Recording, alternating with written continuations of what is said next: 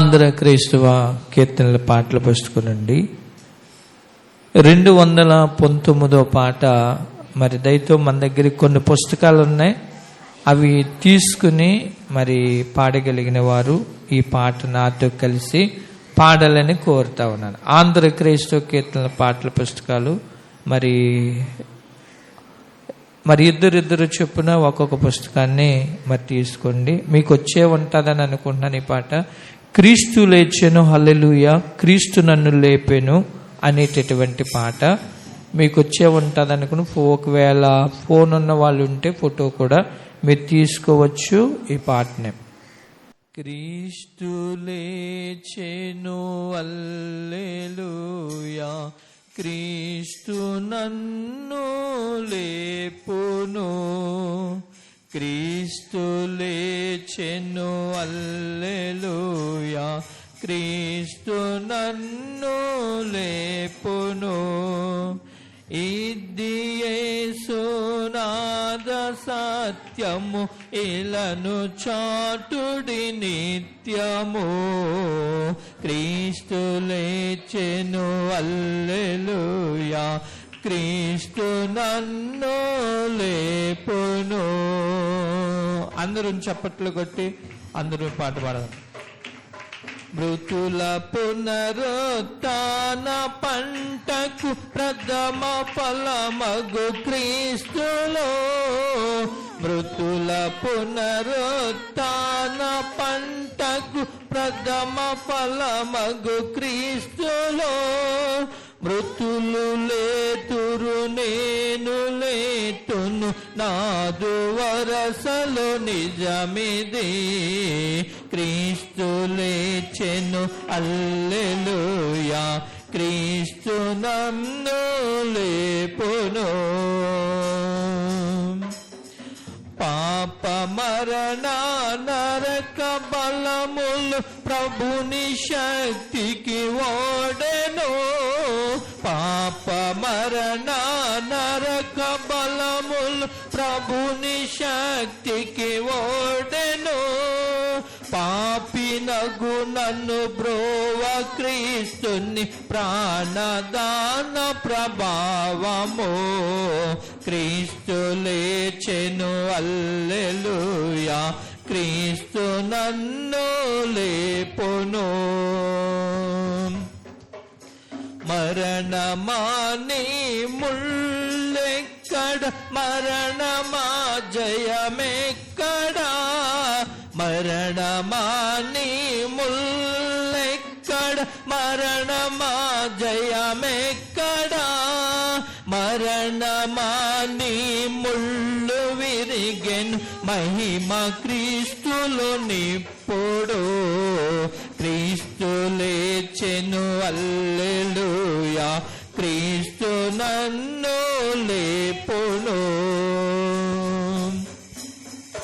శిలయు ముద్రయు బలిమి కావలి గలిబిలాయెను రాత్రిలో, శిలయు ముద్రయు బలిమి కావలి గలిబిలాయెను రాత్రిలో, ఇలను పరమును కలుసుకొనియే గెలుపు నొందిన క్రీస్తులో, క్రీస్తు లేచెను హల్లెలూయా, క్రీస్తు నన్ను లేపును. మృతులు నీదగువారులందరూ బ్రతికి లేతురు సత్యము, మృతులు నీదగువారులందరూ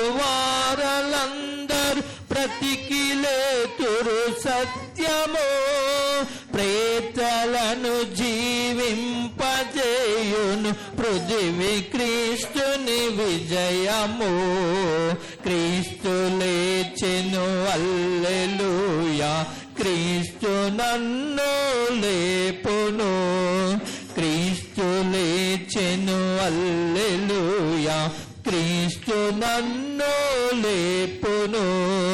స్తుతియు మహిమయు ఘనత నీకే, స్తుతికి పాత్రుడ రక్షక, స్తుతియు మహిమయు ఘనత నీకే, స్తుతికి పాత్రుడ రక్షక, స్వంత రక్తము చిందితివిన స్వామి ఇదే నా అంజలి.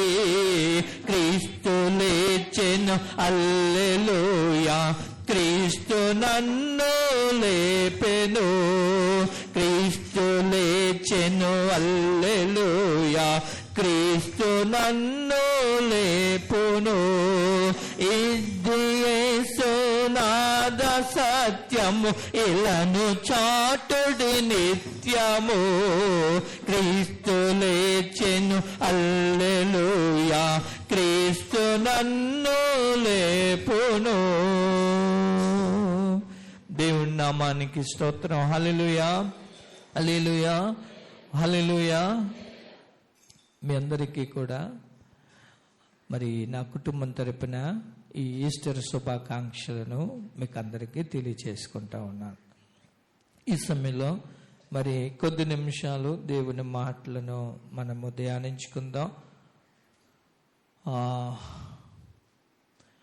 మత్తయి సువార్తలో మనం కొన్ని విషయాలు మనం చదువుకుని ఉన్నాం.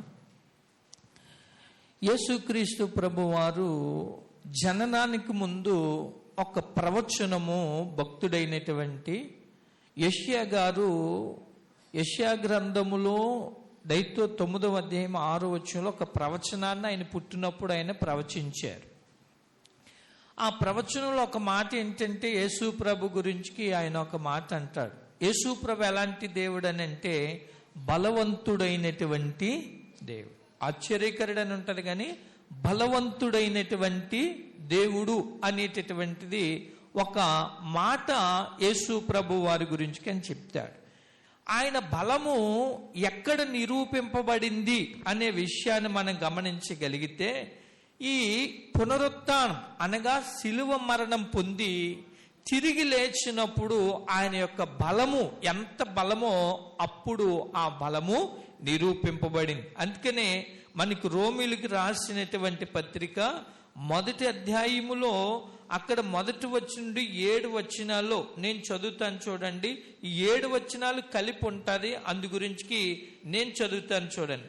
మృతులలో నుండి పునరుత్థానుడైనందున పరిశుద్ధమైన ఆత్మను బట్టి దేవుని కుమారుడుగాను ప్రభావముతో నిరూపింపబడెను.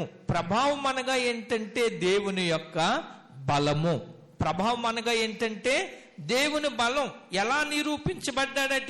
దేవుని కుమారుడుగాను మృతులలో నుండి పునరుత్థానుడైనందున పరిశుద్ధమైన ఆత్మను బట్టి దేవుని కుమారుడుగాను ప్రభావముతో నిరూపింపబడింది. ఈయన దేవుని కుమారుడికి ఎలా నిరూపింపబడ్డారటంటే, తనకున్నటువంటి ప్రభావం అనగా ఏంటంటే దేవుని యొక్క బలము, దేవుని యొక్క శక్తి.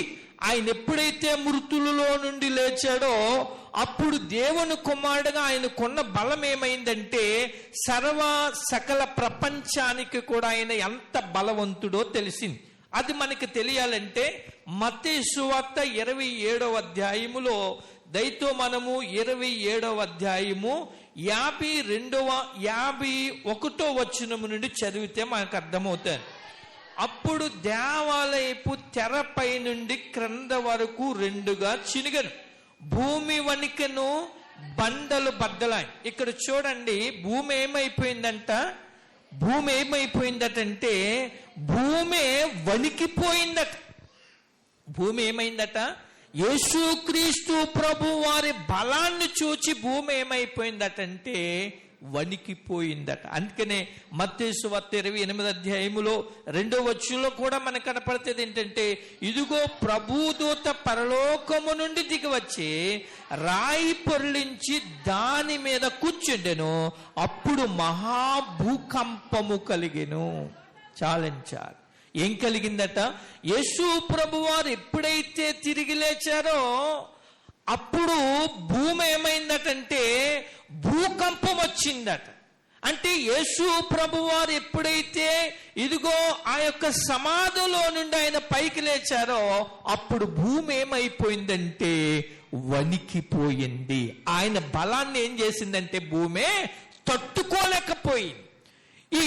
ఈ దేవుడు కలుగజేసినటువంటి భూమంతా కూడా ఏమైపోయిందంటే సృష్టి అంతా కూడా వణికేసిందనమాట. దేవుడు ఆయన ఎప్పుడైతే ఆ యొక్క సమాధిలో నుండి లేచాడు గనుక దయతో మనం గమనించవలసిన విషయం ఏంటంటే బలవంతుడైనటువంటి దేవుడు మన యేసుక్రీస్తు ప్రభువారు.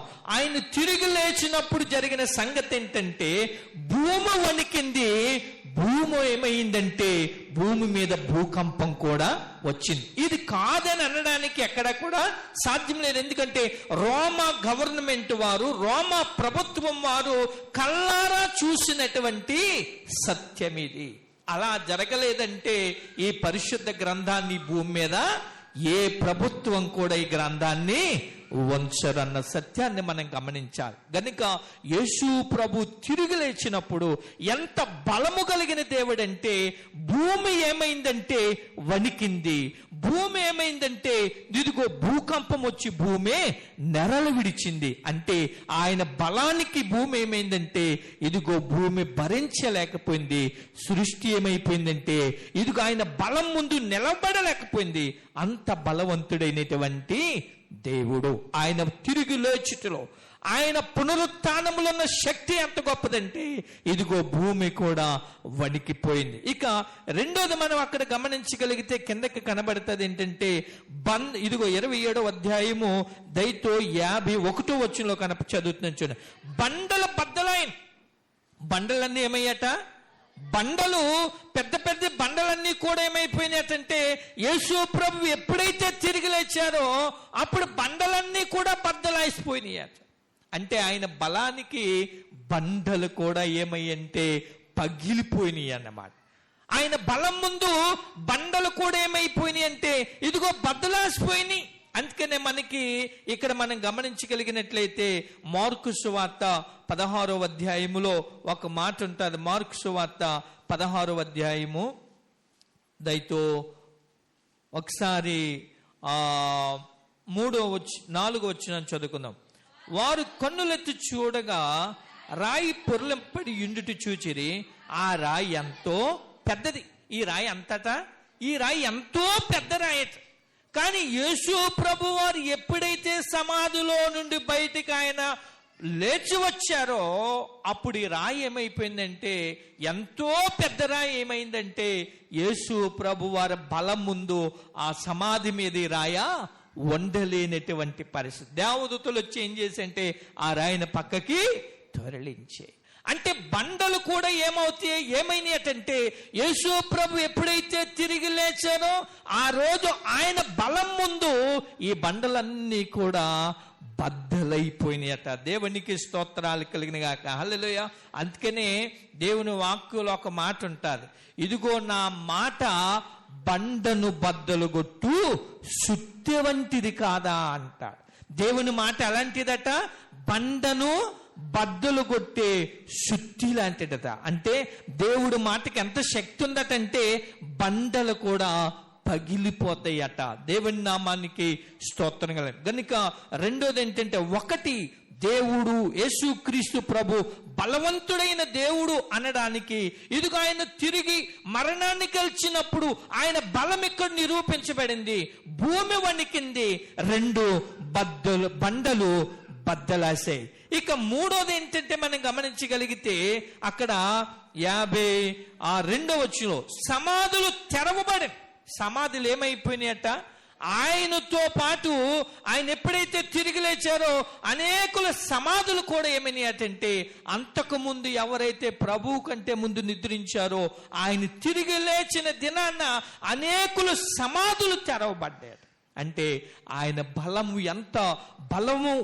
బలము ఎంత గొప్పదన్నటువంటి సత్యాన్ని దేవుని వాక్యము తెలియచేస్తుంది. గనుక మనం గమనించగలిగితే బలవంతుడు అనడానికి ఆ యెషయా ప్రవక్త ఎందుకు చెప్పాడంటే ఇదిగో యేసు ప్రభు ఎలాంటి దేవుడు అంటే పుట్టేటటువంటి ఆయన బలవంతుడైన దేవుడు అన్నాడు. ఎందుకు బలవంతుడైన దేవుడు అంటే ఇదిగో ఆయన పునరుత్థానుడైనప్పుడు జరిగిన సంగతి ఏంటంటే భూమి వణికింది, బండలు బద్దలాసాయి.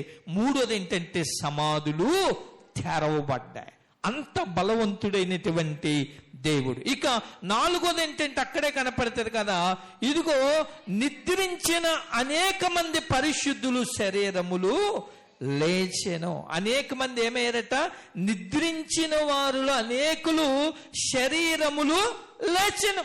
అంటే అంతకుముందు పూర్వం నిద్రించిన వారు ఏమయ్యారటంటే వారి శరీరములు ధరించి ఆ రోజున వారు లేపబడ్డారు. అందుకనే మనకి మొదటి తెస్సలోనికలకు రాసినటువంటి పత్రికలో మనకి ఇంచుమించిది అక్కడ మొదటి తెస్సలోనికలకు రాసిన పత్రిక దయతో ఒకసారి 4వ అధ్యాయాన్ని మనం చూద్దాం. ఒకసారి 4వ అధ్యాయము 13వ వచనంలో కిందనుంటుంది. ఒకసారి 14వ వచనం, యేసు మృతి పొంది తిరిగి లేచినని మనము నమ్మినేడలా అదే ప్రకారము యేసునందు నిద్రించిన వారిని దేవుడు ఆయనతో కూడా వెంట పెట్టుకొని వచ్చెను. ఇక్కడ మనం గమనించినట్లయితే యేసు ప్రభు ఏమయ్యారట? ఇక్కడ మనం గమనించినట్లయితే యేసు మృతి పొంది తిరిగి లేచినని మనం నమ్మినేడం. యేసయ్య ఏం చేశారట? ఆయన మృతి పొంది ఆయన ఏమయ్యాడంటే తిరిగి లేచాడు. అయితే ఆయన తిరిగి లేచాడని మనం నమ్మినట్లయితే జరిగేటటువంటి సంగతి ఏంటంటే ఆయన అంటాడు కదా, అదే ప్రకారము యేసునందు నిద్రించిన వారిని దేవుడు ఆయనతో కూడా వెంట పెట్టుకుని వచ్చి, మనం యేసు ప్రభు తిరిగి లేచాడని నమ్మితేనట నిద్రించిన వారు ఏమవుతారట? ఆయనతో వెంట పెట్టుకుని ఆయన వస్తాడట. అందుకనే యేసు ప్రభు ఇక్కడ ఎప్పుడైతే ఆయన తిరిగి లేచాడో ఆయన బలవంతుడు అయినటువంటి దేవుడు అని నిరూపించడానికి అక్కడ జరిగిన 4వ సంగతి ఏంటంటే నిద్రించిన అనేక మంది పరిశుద్ధుల శరీరములు లేచెను. ఎవరి శరీరాలట? పరిశుద్ధుల శరీరాలు. అంతకుముందు యేసు ప్రభు వారి కంటే ఎంతమంది అయితే నిద్రించి ఉన్నారో, పరిశుద్ధులు ఎవరైతే నిద్రించి ఉన్నారో వారి శరీరములు లేచాయట. ఇప్పుడు చాలా మంది మనందరం కూడా మరి ఒకానొక సమయం వచ్చినప్పుడు ఎప్పటికన్నా మనం ఏమవుతాం? మన శరీరాలు మన్నవుతాయి. కానీ దేవుని రాకడలో మనందరం ఏమవుతామటంటే మరలా మనం శరీరాలను ధరిస్తామట. దేవుని నామానికి స్తోత్రం గనుక మనం గమనించవలసిన విషయం ఏంటంటే 4వది ఏంటంటే ఆయన బలవంతుడైన దేవుడు అనడానికి ఆధారం ఏంటంటే అనేక మంది శరీరాలు ఆయన తిరిగి లేచినప్పుడు యేసు ప్రభు శరీరంతో లేచాడు. యేసు ప్రభు ఎలా లేచాడు? అక్కడ ఎలా లేచాడు? ఆయన శరీరం ఉందా అక్కడ? ఆయన శరీరం లేదు, ఆయన శరీరముతో లేచాడు. అక్కడ సమాధిలోకి వెళ్ళి 3వ దినాన్న ఆదివారం నాడు పెద్దల కాడ వీళ్ళందరూ వెళ్ళిన తర్వాత ఏ సమాధి ఉందట అక్కడ? అదనమాట. అంటే ఆయన శరీరం అక్కడ లేదు. అంటే ఆయన శరీరముతో లేపబడినటువంటి దేవుడు. అందుకనే ఆ రోజున అనేక మంది పరిశుద్ధులు ఏం చేయబడ్డారట? ఇదిగో అనేక మంది పరిశుద్ధులు శరీరములతో లేచెను. యేసు ప్రభు వారు లేచారు కాబట్టి అంతకుముందు ఎవరైతే ఇదిగో పరిశుద్ధులు నిద్రించారో వారు కూడా శరీరములతో లేచారు అనేటటువంటి మాట మనకి కనబడుతోంది. కనుక మనం గమనించవలసినటువంటి విషయం ఏంటంటే ఇదిగో యేసు ప్రభు వారు ఆ యొక్క సమాధిలోనికి వెళ్ళినప్పుడు జరిగిన సంగతి ఏంటంటే ఆయన శరీరం అక్కడ లేదు. అందుకనే అపోస్తుల కార్యాల గ్రంథములో 1వ అధ్యాయములో భక్తుడైనటువంటి అక్కడ పౌలు గారు రాసినటువంటి అపోస్తుల కార్యాల గ్రంథము దయతో 2వ అధ్యాయము ఒక్కసారి 31వ వచనాన్ని చదువుతారా? 2వ అధ్యాయం 31. క్రీస్తు పాతాళములో విడువబడలేదని, అనగా పాతాళం అంటే ఏంటి? పాతాళం అంటే ఏంటి? ఈ భూమి యొక్క అడుగు భాగంలో అయినా లేడు. భూమి యొక్క అడుగు భాగంలో అయినా భూమిలో ఆయన లేడు. ఆయన ఏం చేయబడ్డాడట?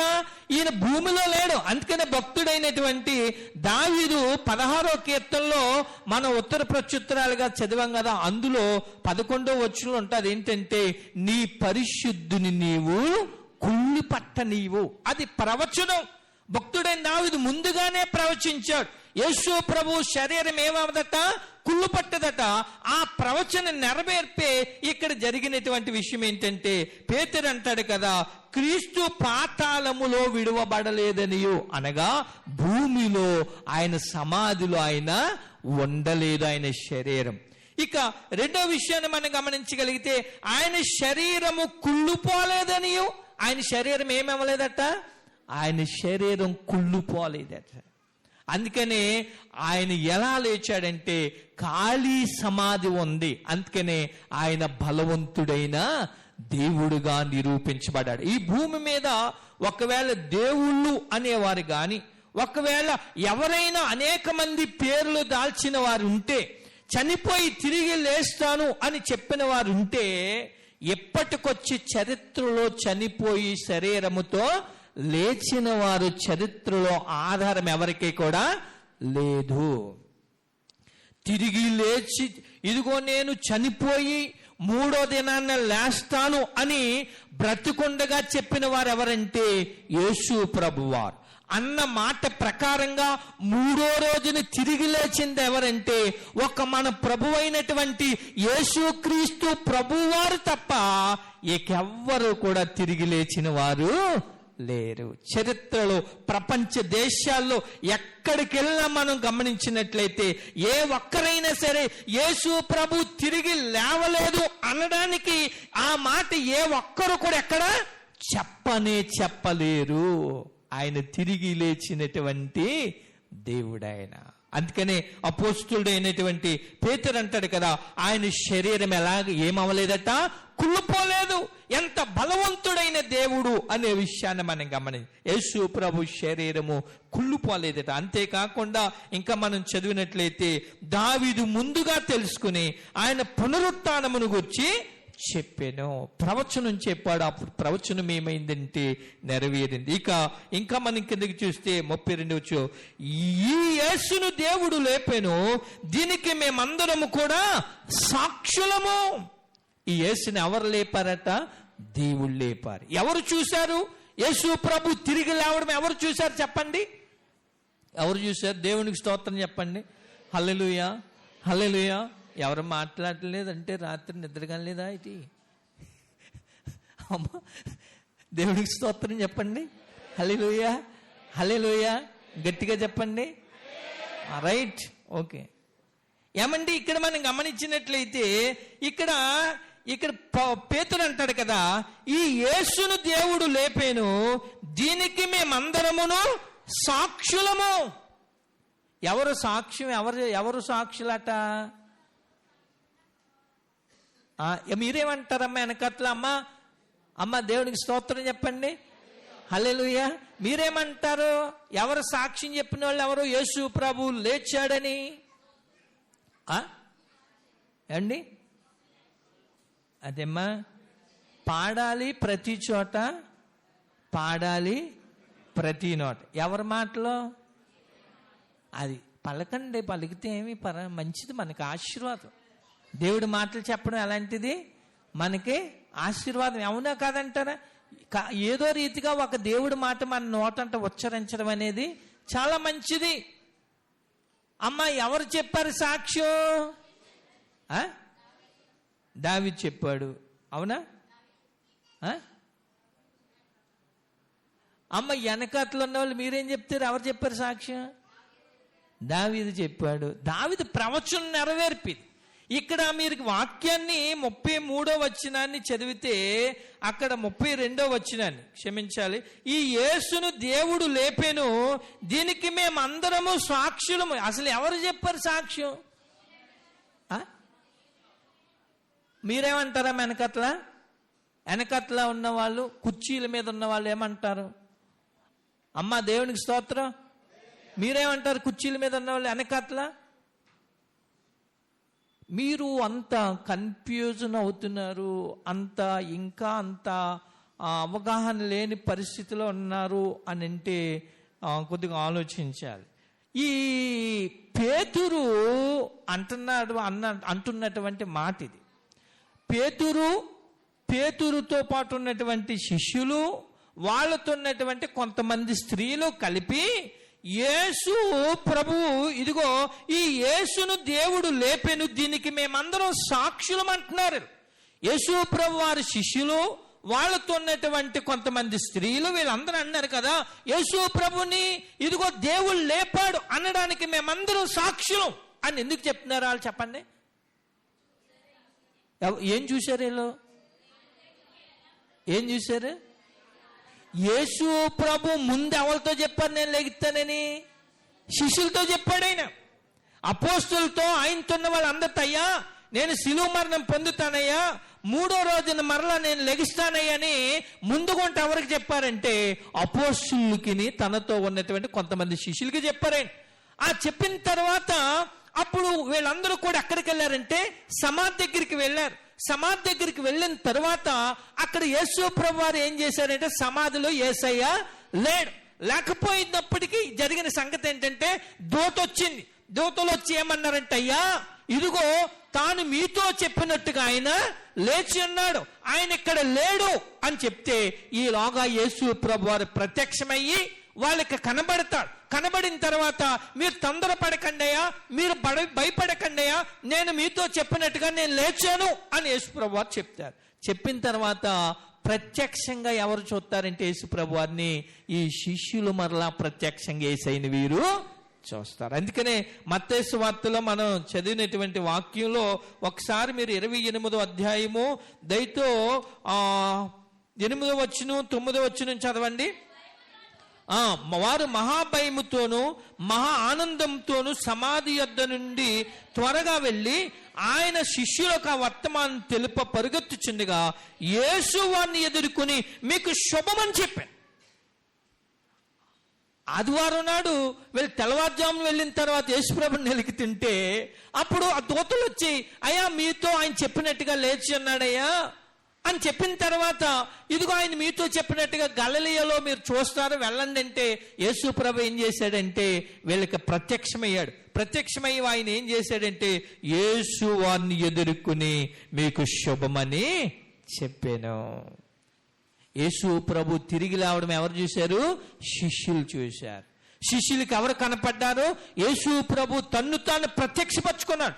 ప్రత్యక్షపరుచుకుని ఏమంటున్నాడంటే ఇదిగో మీకు శుభమయ్యా, మీకు శుభం కలుగును గాకని యేసు ప్రభు వార్త చెప్పాను. చెప్పగానే వాళ్ళు ఏం చేశారనే విషయాన్ని గమనించగలిగితే 9వ వచనంలో వారు ఆయన యొద్దకు వచ్చి, ఎవరి దగ్గరికి వచ్చారు? యేసు ప్రభు మాట చెప్పగానే ఎవరి దగ్గరికి వచ్చారు? యేసు ప్రభు దగ్గరికి వచ్చారు. వచ్చి ఏం చేశారట? ఆయన పాదములు పట్టుకుని, ఏం పట్టుకున్నారట వీళ్ళు? 3వ దినాన్ని తిరిగి లేచిన తర్వాత వీళ్ళు ఎవరి పాదాలు పట్టుకున్నారట? యేసు ప్రభు వారి పాదాలు వీళ్ళు పట్టుకున్నారట. పాదాలు పట్టుకుని ఆయనకు మొక్కగా యేసు భయపడకుడి, మీరు వెళ్ళి నా సహోదరులు గలిలయకు వెళ్ళవలననియు వారు అక్కడ నన్ను చూతురని వారికి తెలిపిడి. చూసారా, మనం గమనించినట్లయితే యేసు క్రీస్తు ప్రభువు వారు స్త్రీలకు కనపడ్డారు, తరువాత శిష్యులు కనపడ్డారు. వీళ్ళందరికీ తన్ను తాను 3వ దినాన్న లేచిన తర్వాత ఆయన ప్రత్యక్షపరుచుకొని, అందుకనే అవన్నీ కూడా ఎవరు చూశారంటే ఈ శిష్యులు చూశారు, స్త్రీలు చూశారు. కాబట్టి వీళ్ళు ఏమన్నారంటే ఈ యేసును దేవుడు లేపెను, దీనికి మేమందరము కూడా సాక్షులము. ముందే చెప్పాడు ఆయన, తర్వాత చెప్పినట్టుగానే లేచాడు. ఆయన లేవడం కూడా మాకు ఆయన కనపడ్డాడు, మేము చూచాం, ఆయన లేచాడు అని చెప్తా ఉన్నారు. దేవునికి స్తోత్రాలు. మీరు ఎప్పుడన్నా గమనించండి, సాక్ష్యం చెప్పిన వారు అపోస్తులు, యేసు ప్రభు ఏర్పాటు చేసుకున్నటువంటి అపోస్తులు, శిష్యులు యేసు ప్రభు తిరిగి లేచాడని సాక్ష్యం ఇచ్చారు. ఎందుకంటే కళ్ళారా ముందు ఆయన చెప్పాడు, నేను 3వ దినాన్న ఇదిగో నేను శిలువ మరణం పొందుతాను, 3వ దినాన్ని లెగుతాను, మీరు నన్ను చూస్తారన్నాడు. అన్నట్టుగానే 3వ రోజున వారు కనపడ్డారు, యేసు ప్రభుని చూచారు. చూసిన తర్వాత ఆ సంఘటనలన్నిటినీ వచ్చి బట్టి కూడా అపోస్తులు ఏమన్నారంటే దీనికి మేమందరం సాక్షులు, ఆయన తిరిగి లేచాడు. దయతో గమనించండి, ఆయన బలవంతుడు అయినటువంటి దేవుడు అనడానికి అనేకమైనటువంటి ఆధారాలు. భూమి వణికింది, భూకంపం వచ్చింది. అంతేకాకుండా మనం గమనించగలిగితే బండలు బద్దలయ్యాయి, సమాధులు తెరవబడ్డాయి. అంతేకాకుండా పరిశుద్ధులు శరీరములు ధరించుకున్నారు. యేసు ప్రభు శరీరము కుళ్ళిపోలేదు, యేసు ప్రభు దేహము సమాధిలో ఉండలేదు, ఖాళీ సమాధి. ఆయన బలం ఎక్కడ నిరూపింపబడిందంటే బలవంతుడైన దేవుడు అనేటటువంటి మాట ఎక్కడ సార్థకమైందంటే పునరుత్థానములో ఆయన శక్తిని ఏం చేశారంటే సర్వజనులు కూడా చూశారు. అందుకనే మత్తయి సువార్త దయతో 27వ అధ్యాయము ఒకసారి 54వ వచనాన్ని చదివితే మనకు అర్థమైంది. శతాధిపతియు అతనితో కూడా యేసును కావలి ఉన్న వారు భూకంపమును జరిగిన కార్యములు చూచి మిక్కిలి భయపడి నిజముగా ఈయన దేవుని కుమారుడని చెప్పుకొనిరి. ఆయన బలం ఎప్పుడైతే చూశారో శతాధిపతి, అక్కడున్నటువంటి సైనికులు, అక్కడున్నటువంటి వారందరూ కూడా ఆయన బలాన్ని ఎప్పుడైతే చూశారో వీళ్ళు ఏమనుకున్నారంటే నిజముగా ఈయన దేవుని కుమారుడు, నిజముగా ఆయన దేవుని కుమారుడని ఆయన బలం ఎప్పుడైతే నీ పునరుత్థానములో బయలుపరచబడిందో, ఆయన బలం ఎప్పుడైతే పునరుత్థానములో ప్రత్యక్షపరచబడిందో, ఆయన శక్తిని వీళ్ళు చూసిన తర్వాత ఈయన నిజముగా దేవుని కుమారుడు అన్నాడు. దేవునికి స్తోత్రాలు కలిగిన గనుక బలవంతుడైన దేవుడు అనడానికి అనేకమైనటువంటి ఆధారాలు ఉన్నాయి. ఇది నాన్న మనం జ్ఞాపకం చేసుకున్న విషయాలు ఏంటంటే ఆయన బలం ముందు ఇదిగో భూమే వణికింది, భూకంపం వచ్చింది, బండల బద్దలాసాయి, సమాధులు తెరబడ్డాయి, పరిశుద్ధులు శరీరములు ధరించుకున్నారు. ఆయన ఇదిగో శరీరం ఏమవలేదంటే కుళ్ళుపోలేదు, ఆయన ఏమయ్యాడంటే ఇదిగో ఖాళీ సమాధి కూడా అక్కడ మనకి కనబడుతుంది. ఆయన తిరిగి లేచాడని ఇదిగో అపోస్తులందరూ కూడా సాక్ష్యం ఇచ్చారు. దేవునికి స్తోత్రాలు. అయితే ఆయన తిరిగి లేచిన తర్వాత తనను నమ్ముకున్నటువంటి తనతో ఉన్నటువంటి వారికి ఆయన ఒక వరాన్ని కొన్ని అనేకమైనటువంటి పునరుత్థాన ఆశీర్వాదాలు ఆయన అనుగ్రహించారు. అందులో ఒక్కటి చెప్పి నేను ముగించేస్తాను. యోహాను సువార్త 20వ అధ్యాయము దయతో 22వ వచనాన్ని చదవండి. ఆయన మాట చెప్పి వారి మీద ఊది పరిశుద్ధాత్మను మీరు పొందుడి. ఇక్కడ మనం గమనించగలిగితే ఆయన తిరిగి లేచిన తర్వాత ఆయన బలాన్ని ఇదిగో ఆ యొక్క అధిపతులకు తెలుసుకున్నారు, ఆయన బలాన్ని సైనికులు తెలుసుకున్నారు, ఆయన బలాన్ని శిష్యులకు కనపరిచాడు, ఆయన బలాన్ని ఆయనతో ఉన్నటువంటి స్త్రీలకు కనపరిచాడు. అనేక మందికి ఆయన తిరిగి లేచిన తర్వాత ఆయన పునరుత్థాన శక్తిని తెలియపరిచాడు. అనేక రుజువులతో ఆధారాలతో చూపించాడు. ఆయన ఆధారాలు లేకుండా ఆయన బలాన్ని ఆయన నిరూపించలేదు. ఆధారాలతో సహా ఆయన ఎంత బలవంతుడో నిరూపించుకున్నాడు యేసుక్రీస్తు ప్రభువు. అయితే తనను నమ్ముకున్నటువంటి తనను వెంబడించినటువంటి శిష్యులైన వారికి కొన్ని వరాలు, కొన్ని ఆశీర్వాదాలు తిరిగి లేచిన తర్వాత ఆయన ఇచ్చాడు. అందుకనే మనం యోహాను సువార్త 20వ అధ్యాయం 22వ వచనం ఏంటంటే ఆయన ఈ మాట చెప్పి వారి మీద పరిశుద్ధాత్మను ఊదెను, పరిశుద్ధాత్మను పొందిరి. ఇక్కడ మనం గమనించగలిగితే ఈ యొక్క వాక్యములు ఉన్నటువంటి భావం ఏంటంటే ఇదిగో పరిశుద్ధాత్మ కుమ్మరింపు వాగ్దానం ఆయన చేశాడు. శిష్యులకి ఏమన్నాడంటే ఇదిగో పరిశుద్ధాత్మ అనేటటువంటి కుమ్మరింపు వాగ్దానాన్ని ఆయన చేశాడు. పరిశుద్ధాత్మ అనేటటువంటి వరమును ఆయన వారికి ప్రసాదించి, అన్ని వరాలు భూమి మీద అందరూ ఇవ్వగలరు కానీ పరిశుద్ధాత్మ అనేటటువంటి వరాన్ని అది మన ప్రభువైన యేసయ్య ఇవ్వాలి తప్ప ఇక్కడ ఎవరి వల్ల కూడా జరగదు. అందుకనే మత్తయి సువార్త 3వ అధ్యాయంలో ఒక మాట యోహాను యేసు ప్రభు వారి గురించి చెప్తారు. ఏంటి ఆ మాట అంటే ఒకసారి మీరు 11వ వచనాన్ని చదవండి. మారు మనసు నిమిత్తము నేను నీళ్లలో మీకు బాప్తిస్మం ఇచ్చుచున్నాను, అయితే నా వెనక వచ్చుచున్నవాడు నాకంటే శక్తిమంతుడు, ఆయన చెప్పులు విప్పుటికైనను నేను పాత్రులను కాను, ఆయన పరిశుద్ధాత్మలోను అగ్నితోను మీకు బాప్తిస్మం. యేసు ప్రభు దేంతో ఇస్తాడట? పరిశుద్ధాత్మతో బాప్తిస్మం ఇచ్చేటటువంటి వారు ఎవరటంటే మన ప్రభువుని యేసయ్య ఇవ్వగలరు.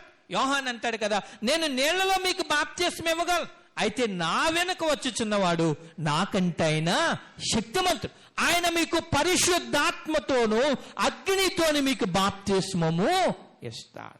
పరిశుద్ధాత్మ అనే వరము ఎవరు ఇవ్వగలరంటే యేసు ప్రభు వారు ఒక్కరు మాత్రం అనుగ్రహించి తనను నమ్ముకున్నటువంటి శిష్యులకు తిరిగి లేచిన తర్వాత ఆయన ఇచ్చిన వరం ఏంటంటే పరిశుద్ధాత్మను వారికి వరముగా దయచేశాడు. ఎందుకు పరిశుద్ధాత్మనైనా అనుగ్రహించాడు అనే విషయాన్ని గమనించగలిగితే, ఎందుకు పరిశుద్ధాత్మతో మనం నింపబడాలంటే యేసు ప్రభు ఉద్దేశం ఏంటంటే వారు తన ముగించిన పరిచర్య కొనసాగాలంటే పరిశుద్ధాత్మ కావాలి. యేసయ్య ముగించిన పరిచర్య కొనసాగింపబడాలంటే ఏం కావాలంటే పరిశుద్ధాత్మ కావాలి. అంతకు ముందు ఎందుకు పరిశుద్ధాత్మ వాళ్ళకి అవసరం చెప్పండి? ఎందుకు పరిశుద్ధాత్మ అవసరం వాళ్ళకి? ఎందుకు? దేవునికి స్తోత్రం చెప్పండి ఒకసారి. ఎందుకు పరిశుద్ధాత్మ వాళ్ళకి కావాలి చెప్పండి? ఎందుకు పరిశుద్ధాత్మని వరం వాళ్ళకి వాళ్ళు చెప్పండి? అంతకు ముందు యేసుప్రభుని శిలువకు అప్పగించారు కదా, అప్పగించినప్పుడు వీళ్ళు అందరూ ఏమైపోయారు అంటే వీళ్ళకి ఏముందని మనం అనుకోవాలి? భయము. యేసు ప్రభు గురించి చెప్పలేని భయం. చెప్పాలంటే ఇప్పుడేం కావాలి? దేవుని ఆత్మ ఉంటేనే వీళ్ళు దేవుడి గురించి నిలబడతారు, దేవుడి గురించి చెప్పగలుగుతారు, లేకపోతే చెప్పలేరు. అందుకనే యేసు ప్రభు ఏం చేశాడంటే, అయ్యా నా గురించి మీరు సాక్ష్యం చెప్పాలన్నా, నా గురించి మీరు సువార్త ప్రకటించాలన్నా మీకు ధైర్యము కావాలంటే మీకేం కావాలంటే పరిశుద్ధాత్మ మీకు కావాలి. లేకపోతే అంతకు ముందు ఏం చేశారు? వీళ్ళు అందరూ పారిపోయారు. ఇప్పుడు పరిశుద్ధాత్మతో ఎప్పుడైతే నింపబడ్డారో అప్పుడు శిష్యులందరూ ఏం చేశారు? ఆయనను దేవుడు లేపెను అనడానికి మేమందరం కూడా సాక్షులు. ఒక చోట పేతురుని యోహాన్ని, ఇదిగో మీరు యేసు ప్రభు గురించి చెప్పకూడదంటే వీళ్ళేమంటారంటే, దేవుని మాట వినుటి న్యాయమా, మీ మాట వినుటి న్యాయమా? మేము ఆయన గురించి చెప్పకుండా, కన్న వాటిని విన్న వాటిని గురించి చెప్పకుండా మేము ఉండలేమన్నాడు. అంతకుముందు ఏం చేశాడు ఈయన? ఆ యేసు ప్రభు ఎవరో నాకు తెలియదు అని పారిపోయి, ఆయన ఒక్కడేనైతే అందరూ పారిపోయి, యోహాన్ తప్ప. అందుకని యేసయ్య ఎందుకు పరిశుద్ధాత్మను అనుగ్రహించాడంటే ప్రభువు గురించి చెప్పాలి అని అంటే, ధైర్యము కావాలంటే ఎవరు కావాలి చెప్పండి? దేవుని ఆత్మ కావాలి. అందుకని ఆయన తర్వాత పరిచర్య కొనసాగాలంటే దేవుని ఆత్మ కావాలి. అందుకని వీరికి ఏం చేశాడంటే పరిశుద్ధాత్మనే వరాన్నిచ్చాడు. ఒకటే, దేవుని పరిచర్యను కొనసాగించడానికి పరిశుద్ధాత్మనే వరాన్నిచ్చాడు. రెండోది ఎందుకు ఆయన ఇచ్చాడు అనే విషయాన్ని గమనించగలిగితే, రోమీయులకు రాసిన పత్రిక 8వ అధ్యాయము 14వ వచనంలో ఒక మాట ఉంటారు. రోమీయులకు రాసినటువంటి పత్రిక దయతో 8వ అధ్యాయం. అమ్మా, దేవుని ఆత్మ చేత ఎందరూ నడిపింపబడుదురో వారందరూ దేవుని కుమారులయ్యిందరు. చాలు. ఎందుకు పరిశుద్ధాత్మను వారికి అనుగ్రహించాడంటే, ఒకటి, వారు ఆయన సువార్తను మరలా కొనసాగించడానికి, ప్రకటింపబడ్డానికి, సాక్షులుగా ఉండడానికి వారికి ధైర్యము కొరకు పరిశుద్ధాత్మను అనుగ్రహించు. రెండోది ఏంటంటే, ఎందరైతే దేవుని ఆత్మ చేత నడిపింపబడుదురో వారందరూ ఎవరు కుమారులు అవుతారట? దేవుని కుమారులు అవుతారు. అందుకనే వీళ్ళందరినీ కూడా దేవుని పిల్లలుగా ఆయన స్వీకరించటం కొరకు ఆయన పరిశుద్ధాత్మని దేవుడు అనుగ్రహించారు.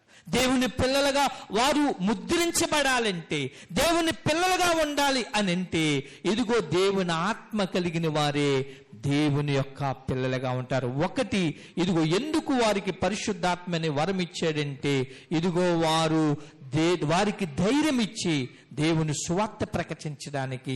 రెండోది ఏంటంటే, దేవుని పిల్లలుగా వారిని స్వీకరించడం కొరకు దేవుడు తన ఆత్మనిచ్చాడు. అంతేకాకుండా మూడోది ఏంటంటే, మనం యెహెజ్కేలు గ్రంథములో 36వ అధ్యాయము దయతో మనం 27వ వచనాన్ని చదివితే మనకు అర్థమవుతారు. నా ఆత్మను మీ అందుంచి నా కట్టడలను అనుసరించిన వారిని గాను, నా విధులను గైకొని వారు గాను మిమ్మును చేసేదను.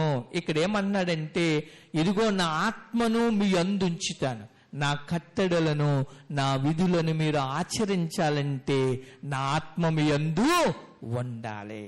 దేవుడు మాట పాటించాలంటే, దేవుడు మాటను అనుసరించాలంటే, దేవుని మార్గములో నడవాలంటే దేవుడు అంటున్నాడు కదా, నా ఆత్మను మీ యందుంచి నా కట్టడలను అనుసరించిన వారిని గాను నా విధులను గైకొన వారిని గాను మిమ్మల్ని చేసేదను.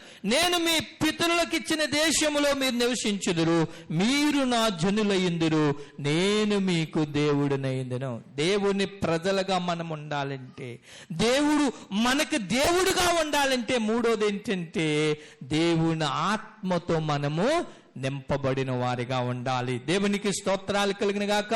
3 విషయాలు నేను చెప్తున్నాను. ఎందుకు దేవుడు పరిశుద్ధాత్మను వరమును వారికి ఇచ్చారంటే, ఒకటి ఏంటంటే ఇదిగో ధైర్యమునిచ్చి ఆయన సువార్తను వారు కొనసాగించడానికి.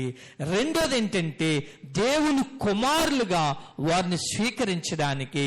మూడోది ఏంటంటే ఆయన ప్రజలుగా వారిని చేసుకొనుటకు, వారికి దేవుడుగా ఆయన ఉండడం కొరకు. గనుక ఈ పునరుత్థాన, ఈ యొక్క ఈస్టర్ దినాన్ని మనం గమనించాలి. దేవుని బలాన్ని మనము ఎరిగిన వారిగా ఉండాలి. దేవుని కొరకు సాక్ష్యం ఇచ్చిన వారిగా ఉండాలి.